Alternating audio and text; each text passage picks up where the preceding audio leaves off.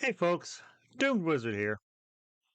I realize it's been a minute since I've made a video, but it's been summertime and I have my kids and school's out, so it's kind of busy up here in the tower during the summer months. I haven't had a chance to run very many games either. So with school starting in a couple weeks, I decided to start getting all my stuff together and start plotting out the games I'm going to run for the fall. It got me thinking about what are the tools that I use to run a game. Like I'm a minimalist. I like bare bones. One page dungeons are my jam. I like minimal. So I made a list and I thought, hey, that'd be kind of fun to make a video showing you guys what I use when I run games, regardless of what system I'm running, whether it's fantasy or science fiction or horror or whatever. It's kind of all the same. So, in no particular order, these are the things I typically throw in my book bag if I'm going somewhere to run a game or I'm gathering together and putting out on the table before the guys get here. First and foremost, the book. Now, I don't like to use a lot of books, which is one of the reasons why I love basic fantasy. This is the new fourth edition, which aside from the let's see if I can get this here. Aside from the little cover aesthetic that just drives me bonkers as an artist, interior, everything you need to know, everything you want to know. This is the only book you need. In fact, you could also get it as a PDF and just have it on your phone if that's what you want.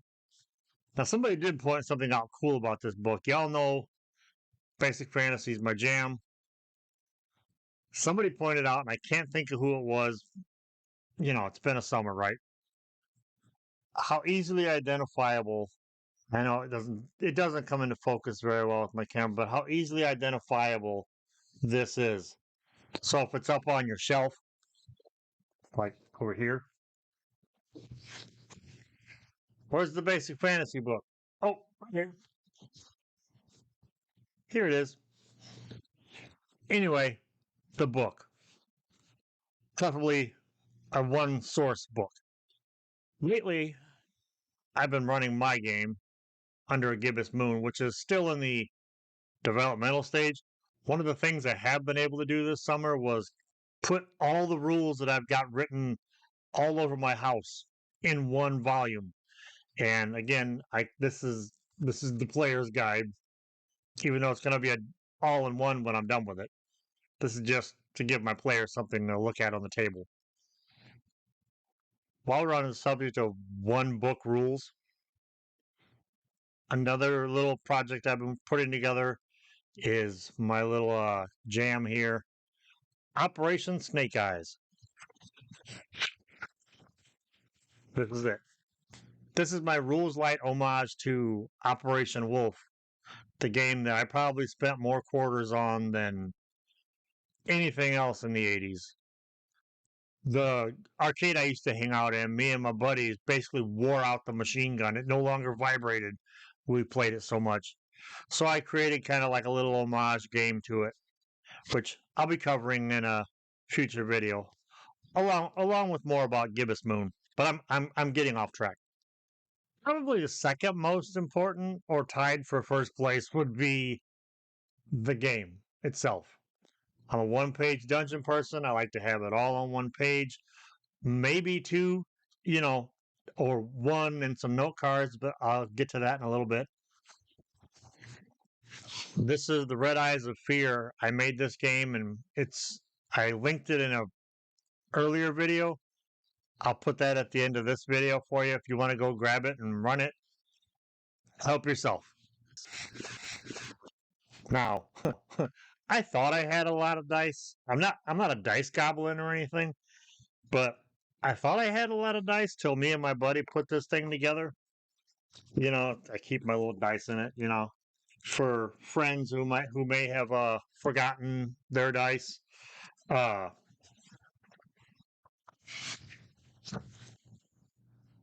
I don't put all that on my table. I usually just put handful of them with some 20s and some sixes and some eights, which, by the way, if we ever end up playing together, I'm a terror with an eight sider.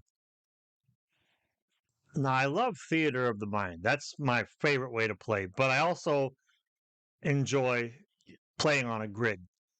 So, miniatures or whatever, markers, whatever it is you're using to run your game. I usually have a giant vinyl sheet laid out on my table with, wet erase markers so they don't smudge when you bump the table. And I usually use minis like, I don't know if you can, is this how the kids do it? Hey, look at that. Yeah, that's my Gandalf from back in the 90s from it was the Mithril company. But more than those, I use literally anything I can find. I've used my kids' stuffed animals. Like, I got a little mini octopus. I put that thing on the table before. Um, Speaking of Red Eyes of Fear, this is the Mothman who appears in it. Something I borrowed from Deadlands that I've since discovered a lot of other games use too. By the way, this is the version of Deadlands to play, not the Savage World stuff. This is the one I started playing. It's kind of like a personal bias, I guess, but this is my favorite version of Deadlands. One of the things they use is fate chips, which in Deadlands' case, because it's the Wild West, they use poker chips. But what I like are coins. I bought these on Amazon for next to nothing. What I do with these guys is before each adventure, regardless of what I'm playing, regardless of what I'm running, my players roll like D4 or D6 plus whatever level they are, up to maybe like fourth level. What they get, they take in chips, and they can use these chips to cash them in for like re-rolling botched rolls or anything like that. But each chip is worth like 50 experience points, give or take, depending on the system. And for every chip they don't use, for every coin they don't use, they can then add those to their experience points at the end of the adventure. So they got to ask themselves, is it worth it? Is it not worth it? Do I want the bonus? And it's really, really fun. Everybody that I've ever ran this with loves this because it's just something tangible to play. I've seen I've seen people hoard them. I've seen people just blow through them just like don't take them to Vegas. You'll be lucky if you get home. Something else. Now, I said this earlier, I like to do one-page dungeons and sometimes I have note cards laid out. Note cards, different colors for different things. Monsters, treasure, notes. You write them on different colors. They're easier to remember and you can have your map, you can have your game, and then your cards on the side that has everything you need to know, all laid out for you, easy to see. Last but not least, one of the most important things I bring to the table is music. Music can set the mood for whatever game you want to run. Whether if you want sci-fi, we play the Star Wars soundtracks. You want fantasy, we play the Conan the Barbarian soundtrack, the original, not the Momoa movie. And anything in between. When I run Deadlands, I have a playlist of classic Western themes and horror theme. Like you'll hear 1 minute, you'll hear Once Upon a Time in the West. The next one will be the theme from The Thing, just to kind of capture that mood. Well, that about wraps it up.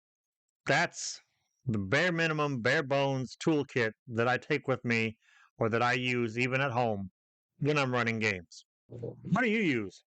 Let me know down below. We can share and compare. And while you're down there, why not do all the other YouTube things? Like, comment, subscribe, hit that little bell notification so you don't miss a single video. This was a lot of fun. If I can think of anything else, I'll let you guys know. But again, like I said, let me know in the comments what you use. Thanks for watching.